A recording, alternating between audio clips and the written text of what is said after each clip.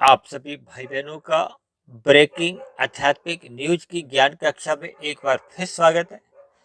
आज की चर्चा का विषय लिया है स्वर्ग नरक। देखिए, स्वर्ग को हमने सफेद रंग से दर्शाया है और नरक को हमने काले रंग से दर्शाया है। अक्सर देखिए, प्रकृति के तीन गुणों को हम देखिए, जो सतोगुण है उसको हम ज्ञान से, प्रकाश से और सफेद रंग से ही दर्शाते हैं। हालांकि हमने देखिए, परमात्मा जो एक विशुद्ध सत्वगुणी सत्ता है उसको भी हम सफेद रंग से ही दर्शाते हैं। और जिन शब्दों पे हमने थोड़ा चिंतन करना होता है, विचार करना होता है, मंथन करना होता है, क्योंकि आज हमने देखिए स्वर्ग के आगे क्या लिखा है, सुखों का आकर्षण। इसको हमने देखिए पीले रंग से ही दर्शाया है। ये पीले रंग को हम देखिए संसारी आकर्षणों से या संसार से संबंधित बातों को ही दर्शाते हैं। और नरक के आगे भी हमने देखिए दुखों का भय, ये भी एक पीले रंग से ही दर्शाया है। क्योंकि हम सभी भाई बहनों के जीवन में सुख दुख आते ही रहते हैं। इसमें कोई नई बात नहीं। कोई ऐसा मनुष्य ही नहीं है जिसके जीवन में आज तक कभी दुख ही नहीं आया।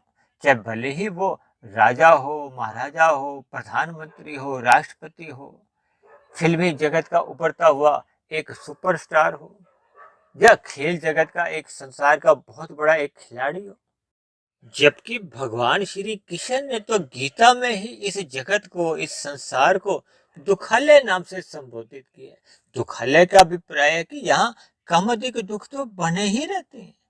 और दुखालय शब्द का अभिप्राय तो वैसे यहाँ तक लिया जाता है कि यहाँ दुखों की मात्रा अधिक होती है, अधिक अनुपात में दुख आते हैं। और मैं तो अक्सर यहाँ तक भी कह देता हूँ कि आपके हमारे जीवन में देखिए, ये जो सुख है ये तो घंटों के हिसाब से आते हैं, कहीं कहीं दिनों के हिसाब से आते हैं। और ये जो दुख है ये तो महीनों के हिसाब से आते हैं, सालों के हिसाब से आते हैं। अब देखिए ना, पिछले 2-2.5 वर्षों से ये कोरोना नाम का जो एक संक्रमित रोग पूरे संसार में हम सभी भाई बहनों को कोई देखिए सुख तो नहीं दे रहा, दुख ही तो दे रहा है। तो ये तो पिछले तकरीबन 2.25-2.5 वर्षों से चल रहा है। तो इसका अभिप्राय क्या है कि आपके हमारे जीवन में कभी कभी ये दुख बहुत लंबे समय तक चलते हैं। लेकिन फिर भी देखिए, शास्त्रों में कहा गया ये दुख और सुख दोनों ही देखिए आकर एक समय विशेष के बाद चले जाते हैं, समाप्त हो जाते हैं। शास्त्रों में तो जहां तक भी कहा गया है कि इस प्रकृति में जब जब कोई समस्या आती है, उस समस्या आने से पूर्व ही उसका एक समाधान इस प्रकृति में ही निश्चित होता है। लेकिन उस समाधान को हमें खोजना होता है। उस खोजने के दौरान ही जो एक समय विशेष लगता है, उसी में ही आपको हमें देखिए दुख मिलते हैं। वैसे तो देखिए, शास्त्रों में जहां तक भी कहा गया, ये जो सभी जीवों को जो 84 लाख प्रकार की योनियां बताई गई हैं, देखिए 84 लाख प्रकार की योनियों में केवल और केवल मनुष्य योनि में ही हम सभी भाई बहन देखिए अपने अपने मिले हुए जीवन में जितने भी कर्म सकाम भाव से करते हैं, उनका भविष्य में हमें क्या मिलता है, सुख और दुख। देखिए, सुख को ही स्वर्ग से जोड़ा जाता है और दुख को ही नरक की स्थिति से एक जोड़ दिया जाता है। या आप दूसरे साधारण अर्थों में इन दोनों को देखिए एक स्थितियों से जोड़ सकती है, परिस्थितियों से जोड़ सकती है। आज आप देखोगे कि देखिए, भारत में ही नहीं, विदेशों में भी बड़े बड़े शहरों में जो बड़े बड़े होटल, 5 स्टार 7 स्टार होटल बने हुए हैं, यानी कि 5 सितारा 7 सितारा जो होटल है, वहां तो देखिए 24 घंटे एक स्वर्ग की स्थिति बनी रहती है। वहां की दो एक चकाचौंध है, यानी कि एक मनुष्य किसी भी सुख की जब इच्छा करता है तो उस सुख की भरपाई कर दी जाती है। यानी कि आपके हमारे जीवन में इन होटलों में एक 24 घंटे सुख उपलब्ध रहते हैं। जबकि संसार में देखिए, आप देखोगे कि देखिए गरीबी से नीचे की रेखा में भी कितने ही मनुष्य अपना जीवन व्यतीत करने को बाध्य हैं। दूसरे आसान शब्दों में देखिए, आप नरक को एक दुखमय स्थितियों से जोड़ सकते हो, पदार्थों के अभाव से जोड़ सकते हो, प्रतिकूल परिस्थितियों से जोड़ सकते हो। क्योंकि हम सभी भाई बहन अपने अपने जीवन में जैसे जैसे कर्म करते हैं, मनुष्य योनि में, क्योंकि मनुष्य जोनि को ही कर्म जोनि कहा गया। शेष सभी जोनियों को भोग जोनि कहा गया। मनुष्य से नीचे की जो 80 लाख प्रकार की जोनियां हैं, वो तो देखिए तामसी जोनियां हैं। तामस को ही देखिए अज्ञानता से या अंधकार से एक जोड़ दिया जाता है, अधोगति से भी जोड़ दिया जाता है। उसको भी आप नरक की जोनियां समझ सकती हो। हालांकि शास्त्रों में देखिए कहीं कहीं ऐसा भी वर्णन पढ़ने को मिलता है कि वहां नरक जोनियों को विशेष प्रकार के एक दुखों से जोड़ा जाता है, जहां यातना शरीर एक मिलने पे उन विशेष प्रकार के दुखों को हमें भोगना पड़ता है। और इसी तरह देखिए शास्त्रों में स्वर्गों का भी वर्णन आता है। ये ऊपर की जोनियों में विभिन्न प्रकार की कुछ जोनियों के नाम आते हैं, वहां विशेष प्रकार के सुखों का एक आकर्षण होता है। तो इसीलिए मैंने देखिए स्वर्ग के आगे सुखों का आकर्षण लिखा है और नरक के आगे हमने दुखों का एक भय लिखा है। क्योंकि हमारे जितने भी ऋषिगत ग्रंथ हैं वो आपको हमें क्या कहते हैं कि मनुष्य जोनि पाकर हमें पाप कर्मों से बचना चाहिए। देखिए जब हम बच्चे को भी किसी स्थिति विशेष में जाने से रोकते हैं तो हम उसको थोड़ा किसी दुख का भय दिखाते हैं। रात को बच्चा नहीं सोता तो कह देते हैं ना, जल्दी से सो जा नहीं तो ये डाकू आ जाएगा। देखिए कुछ समय पहले कोई ऐसी फिल्म आई थी ना कि जिसमें गब्बर सिंह का नाम आता था। तो ऐसी तरह की देखिए स्थितियों से हम बच्चों को थोड़ा भय उत्पन्न करते हैं ताकि मनुष्य उस पाप कर्म से, उस गलत कार्य से अपने आप को रोके। इसलिए मैंने देखिए नरक के आगे दुखों का भय शब्द लिखा है और दूसरी ओर देखिए स्वर्ग के आगे मैंने सुखों का आकर्षण दिया ताकि मनुष्य पुण्य कर्म करने की ओर आकर्षित हो, वो अच्छे अच्छे कार्य करे। जैसे जैसे मनुष्य देखिए पाप कर्म छोड़ता है, पुण्य कर्म करता है, देखिए पाप कर्म तो मनुष्य को तमोगुण में गिराते हैं और साधारण पुण्य कर्म मनुष्य को रजोगुण में ले जाते हैं। रजोगुण में हम जितने भी कर्म करते हैं हम अन्य जीवों को पीड़ा नहीं देते, कष्ट नहीं देते। और सतोगुण में तो देखिए हम विशेष प्रकार के पुण्य कर्म करते हैं। पहले हम अन्य जीवों को सुख देते हैं, उनके भोजन का प्रबंध करते हैं, अन्य मनुष्यों के लिए शिक्षा का, स्वास्थ्य सुविधाओं का या विभिन्न प्रकार के भंडारे लगाकर या उनके जीवन में एक आवश्यकताओं की पूर्ति के लिए या धर्म के प्रचार के लिए हम जितना भी कार्य करते हैं ये परोपकार के कार्य के लिए। तो ये कार्य जब हम सकाम भाव से करते हैं तो इसमें हमें देखिए सुखों का एक आकर्षण दिखता है। हम उनके बदले में सुख चाहते हैं, किसके? प्रकृति के ही सुख चाहते हैं। और भगवान श्री कृष्ण ने तो गीता में निष्काम कर्म यानी कि कर्म योग का एक विशेष महत्व बताया। जब मनुष्य सकाम भाव से कर्म नहीं करके निष्काम भाव से यानी कि जब उसको फल पाने की इच्छा नहीं होती, वो केवल अपना कर्तव्य समझकर परमात्मा की आज्ञा अनुसार कहो, गुरु की आज्ञा अनुसार या शास्त्रों के अनुसार जो विधि विधान बने हुए हैं उनके अनुसार अपने कर्मों को एक दिशा देता, एक कर्तव्य समझकर, यानी कि फल पाने की उसकी इच्छा नहीं होती।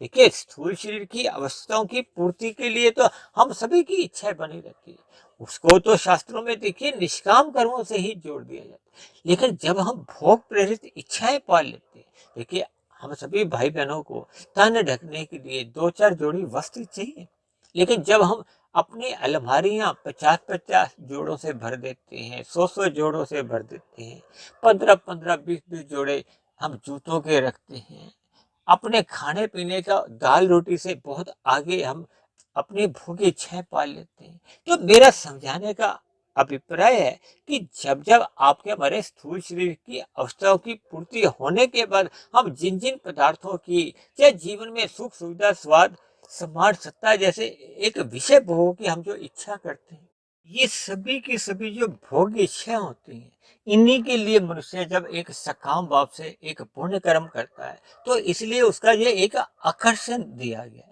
देखिए समाज में भी सरकारों द्वारा भी जब जब पुरस्कार दिया जाता है उसका क्या उद्देश्य होता है कि हम समाज के लिए, अन्य मनुष्यों के हित के लिए या अन्य जीवों के लिए या प्रकृति के संतुलन को बनाए रखने के लिए हम जितने भी कोई शोध के कार्य भी करते हैं तो सरकार द्वारा भी हमें कुछ प्रोत्साहन दिया जाता है, कुछ विशेष प्रकार के पुरस्कार दिए जाते हैं।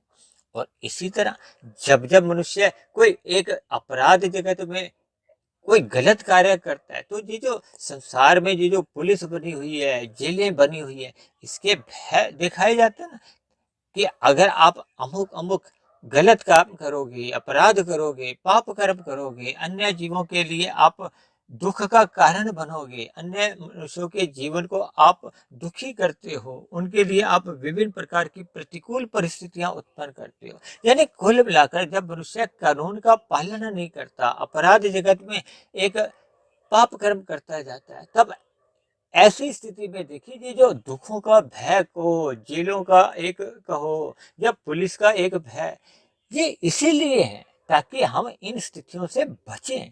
तो मेरा अभिप्राय है कि ये जो स्वर्ग और नरक की जो दो स्थितियां हैं, यानी स्वर्ग को एक पुरस्कार से आप जोड़ सकते हो और नरक को आप एक दंड की स्थिति से जोड़ सकते हो। देखिए मैंने नीचे जो दो शब्द सफेद रंग से लिखे हैं ना, भावार्थ समझें।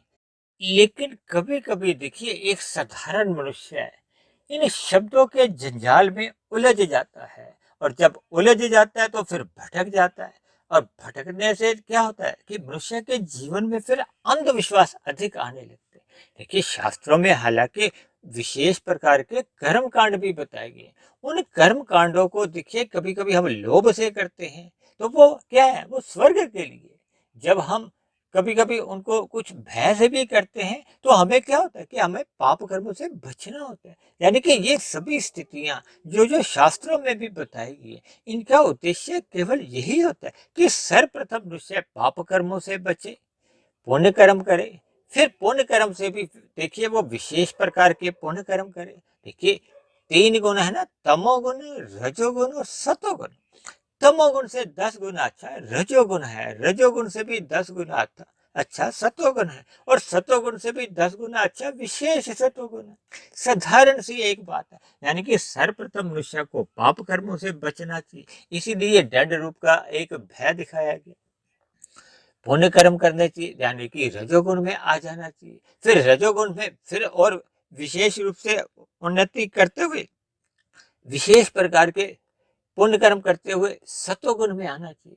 और फिर सतोगुण से भी देखिए जैसे जैसे आपको हमें परमात्मा का ज्ञान विज्ञान, प्रकृति के जो गुणों की स्थिति, और आपके हमारे जो तीन शरीर है, स्थूल शरीर, सूक्ष्म शरीर और कारण शरीर, जैसे जैसे इनका एक यथार्थ ज्ञान हमें समझ में आ जाता है, तो फिर मनुष्य परमात्मा को पाने का एक लक्ष्य बनाता है। फिर उसकी जो स्वर्ग रूपी जो एक सुखों का आकर्षण है, क्योंकि स्वर्ग के जितने भी सुख हैं वो है तो भौतिक ही, यानी कि भौतिक सुखों के प्रति फिर उसका एक ज्ञान पूर्वक वैराग्य उत्पन्न होता है। जब जब ज्ञान पूर्वक वैराग्य उत्पन्न होता है, तो फिर आपका हमारा लक्ष्य क्या बनता है, परमात्मा को पाने का। क्योंकि मनुष्य योनि को कर्म योनि के साथ साथ साधना योनि कहा गया। मनुष्य योनि में हम साधना करते हुए जितनी भी आध्यात्मिक उन्नति कर लेते हैं, वो आपकी हमारी सुरक्षित बनी रहती है। और एक समय विशेष के बाद जब आपके हमारे कारण शरीर और सूक्ष्म शरीर समाप्त हो जाते हैं, ये समाप्त तो देखिए तभी होते हैं ना,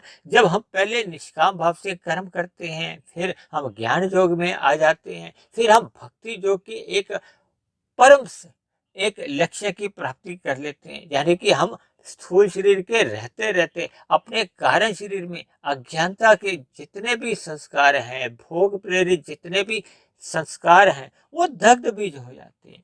जैसे ही सभी एक अज्ञानता के संस्कार दग्ध बीज हो जाते हैं, तो फिर आपके हमारे सूक्ष्म शरीर में, मन बुद्धि में किसी भी प्रकार के कोई एक फुरने नहीं जागते। जब फुरने ही नहीं होते, यानी कि चित्त में वृत्तियों का एक निरोध हो जाता है, जो कि योग दर्शन में विस्तार से समझाया गया, तो फिर आपके हमारे जो स्थूल शरीर की कर्मेंद्रियों द्वारा जो नए कर्म होते हैं, वो फिर एक सकाम भाव से होते नहीं है। तब ऐसी स्थिति में, एक स्थिति विशेष में जब स्थूल शरीर की एक मृत्यु आ जाती है, तो आपके मरे जो नए जन्म का जो कारण है, कारण शरीर, वो तो देखिए पहले ही समाप्त हो चुका होता है। तब ऐसी स्थिति बनने पे, स्थूल शरीर की मृत्यु आने पे फिर नए जन्म का कोई कारण नहीं रहता। तब ऐसी स्थिति में मनुष्य को मरने पे फिर मोक्ष की प्राप्ति होती है, वो आनंदमय जीवन व्यतीत करता है। ये जो सुख और दुख से जो ऊपर की जो स्थिति है ना, जहाँ केवल आनंद है। देखिए, सुख और दुख ये दो प्रकृति की ही स्थिति है, जबकि आनंद क्या है, परमात्मा के लिए कहा जाता है ना सच्चिदानंद। परमात्मा एक आनंद स्वरूप सत्ता है, और जीव यानी आत्मा, हम सभी देखिए सत्य और चित है। सत्य और चित का अभिप्राय होता है कि हम सभी आत्मा ज्ञान स्वरूप है, जबकि माया यानी कि प्रकृति के जो तीन गुण, और तीन गुणों से ही जो 23 तत्वों का विस्तार होता है, जिसमें पृथ्वी तत्व एक अंतिम तत्व है या घटक है। इसको तो देखिए जड़ कहा गया है। जड़ में अपने आप किसी भी प्रकार की कोई क्रिया नहीं होती। ये जो जोनियां भी 84 लाख प्रकार की बताई गई है ना, इनकी केवल स्थूल शरीर देखिए ये जड़ होती है। जड़ में देखिए अपने आप कोई हरकत नहीं होती जब तक एक चेतन शक्ति नहीं आती। देखिए आपके हमारे घरों में कितने ही प्रकार के यंत्र होते हैं, वो यंत्र अपने आप में निष्क्रिय रहते हैं। उनमें क्रिया कब होती है, जब उसमें किसी चेतन शक्ति का एक प्रवाह आता है, चाहे वो विद्युत शक्ति का हो। यानी कि ये बात समझने के लिए कि जब आत्मा शरीर से निकल जाती है तो वो शरीर जड़ हो जाता है। अक्सर समाज में एक प्रथा सी चलती है कि ये जो स्वर्गवास शब्द बोला जाता है ना, किसी के मरने पे अक्सर कह दिया जाता है कि अमुक अमुक मनुष्य का स्वर्गवास हो गया, यानी कि स्वर्ग शब्द से जोड़ा जाता है। देखिए हम सभी भाई बहन देखते ही हैं कि मनुष्य जोनी में तो केवल कितने मनुष्य हैं, 900 950 करोड़ है। और आपके हमारे घरों के आसपास देखिए एक पार्क में ही कितने ही प्रकार के जीव जंतु हैं, कितने ही प्रकार की जोनियां। मैं तो यहाँ तक भी कह देता हूँ कि एक पार्क में ही देखिए 900 करोड़ से अधिक जीव रहते होंगे, क्योंकि पेड़ पौधे, कीड़े मकोड़े, कीट पतंगे, पक्षी, पशु, देखिए पशुओं की संख्या तो कम देखने में यहाँ मिलती है आपके हमारे घरों के आसपास, लेकिन ये वनस्पति, कीड़े मकोड़े, कीट पतंगे और कुछ जीव तो ऐसे हैं जो प्रत्यक्ष आंखों से एक दिखते भी नहीं है। यानी कि हमें इस पर थोड़ा विचार करना होगा। हम भले ही देखिए किसी के भी मरने पे कह देते हैं कि उसका स्वर्गवास होता है, एक अच्छे भावना से हम ये शब्दों का इस्तेमाल करते हैं, लेकिन ये जो नीचे जो शब्द है ना नरक, देखिए कहीं भी आपके हमारे बोलने में ये शब्द तो नहीं आता कि नरकवास हो गया। हम ऐसी कल्पना भी नहीं कर सकते, लेकिन सच्चाई क्या है, देखिए मनुष्य अपने मिले हुए जीवन में यदि पाप कर्म अधिक कर जाता है, जब संचित कर्मों में पाप और पुण्य कर्मों में पुण्य कर्मों की न्यूनता बढ़ जाती है, पाप कर्मों की अधिकता हो जाती है, तब तो देखिए नीचे की जोनियों में जाने को प्रकृति हमें बाध्य करती है। क्योंकि मनुष्य जोनि तो तभी मिलती है जब संचित कर्मों में मनुष्य की मरते समय पाप और पुण्य कर्मों की कम से कम तुल्यता होती है या पुण्य कर्मों की अधिकता होती है।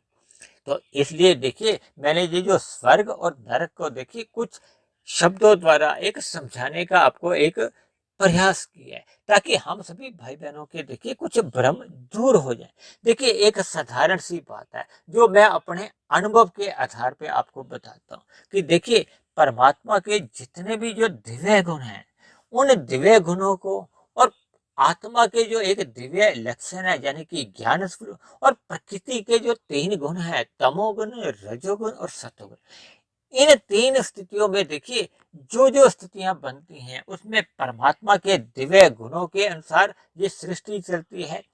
प्रकृति के जो तीन गुण एक कर्म में आते हैं उसके अनुसार चलती है, और जीव जो कि मनुष्य योनि में जैसे जैसे कर्म करता है, तो परमात्मा का जो एक कर्मफल सिद्धांत अनादिकाल से इस सृष्टि के एक प्रभाव में चल रहा है। इन सभी स्थितियों को यदि आप एक एकाग्र होकर इस पर चिंतन करते हो तो आपके मन में किसी भी प्रकार का कोई भ्रम उत्पन्न हो ही नहीं सकता। देखिए शास्त्रों में भी जितनी भी बातें कही गई, मैंने भी अपने जीवन में परमात्मा की प्रेरणा से ब्रह्म मुहूर्त में इन शास्त्रों पर बहुत गहरा शोध किया है। मैंने भी महापुरुषों का बहुत अधिक सत्संग किया है।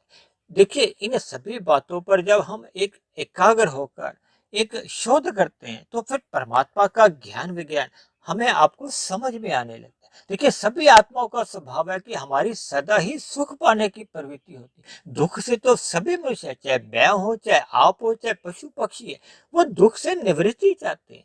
तो इन सभी स्थितियों को देखिए हमें जांचना होगा, परखना होगा, और इन शास्त्रों के अनुसार अपनी दिनचर्या को एक सात्विक स्थिति देनी होगी, क्योंकि सात्विक स्थिति में ही हमें ये ज्ञान की बातें समझ में आती हैं। आपके हमारे जितने भी भ्रम हैं वो समाप्त होते हैं। तब ऐसी स्थिति बने रहने से फिर मनुष्य ये जो एक शब्दों के भ्रमजाल में उलझता नहीं है, भटकता नहीं है और परमात्मा को पाने की दिशा में ही अपने जीवन को लगा देता है। क्योंकि परमात्मा ही एक आनंद स्वरूप सत्ता है और सभी आत्मा क्या चाहती है कि दुख रहित परम सुख चाहती है। उसी का ही तो दूसरा नाम आनंद है। तो ऐसी आनंददायक स्थितियां हम सभी भाई बहनों के जीवन में भी बने, इन्हीं शुभ कामनाओं के साथ आज की चर्चा विशेष को हम यही विश्राम देते हैं। यदि बनी हुई वीडियो आपको ज्ञानवर्धक लगती हो, प्रेरणादायक लगती हो, परमात्मा से जुड़ने में आपकी मददगार बन रही हो, तो मेरी आप सभी भाई बहनों से विनती है कि इस वीडियो विशेष को आप अन्य भाई बहनों में भी शेयर करें, ताकि समाज में एक सतोगुणी वातावरण का विस्तार हो। उस सतोगुणी वातावरण में हम सभी भाई बहनों का सुखमय जीवन बीते, परमात्मा में सदा हमारी प्रीति बनी रहे। और यदि वीडियो में कही गई बातों पर आपको किसी प्रकार की कोई शिकायत हो या वीडियो संबंधित आपका कोई प्रश्न हो, सुझाव हो, तो आप नीचे दिए गए कमेंट्स बॉक्स पर जाकर अपने प्रश्न, सुझाव या शिकायत भी लिख सकते हैं। तो चर्चा विशेष को अब यहीं विश्राम देते हैं। कल फिर मिलते हैं एक नए विषय को लेकर, एक नए संदेश के साथ। तब तक आप सभी भाई बहनों का बहुत बहुत धन्यवाद।